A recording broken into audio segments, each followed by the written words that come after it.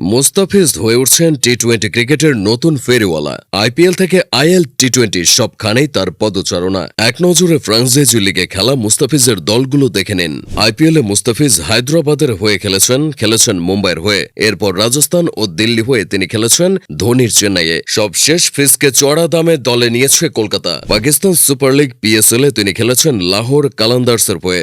Vitality ব্লাস্টে তিনি খেলেছেন সাসেক্সের হয়ে। এলপিএল বা লঙ্কান প্রিমিয়ার লিগে তাকে দেখা গেছে দাম্বুলা সিক্সার্সের জার্সিতে। সংযুক্ত আরব আমিরাতের টি10 লিগে তিনি খেলেছেন টিম আবুধাবির হয়ে। একই দেশের আইএল টি20তে তিনি খেলেছেন দুবাই ক্যাপিটালসের হয়ে। এছাড়া বাংলাদেশ প্রিমিয়ার লিগ তথা বিপিএল এর অনেকগুলো দলে খেলার অভিজ্ঞতা হয়েছে ফিজের। এগুলো হলো Dhaka Dynamites, Rajshahi Kings, Rangpur Rangers, Comilla Victorians, Dhaka Capitals ও রংপুর রাইডার্স। চোট প্রবণতা, জাতীয় দলের ব্যস্ততা ও আরও নানা কারণে সিপিএল ও বিবিএল এর মতো লিগগুলোতে ফিজের খেলা হয়নি। ভবিষ্যতে হয়তো সেটাও হয়ে যাবে।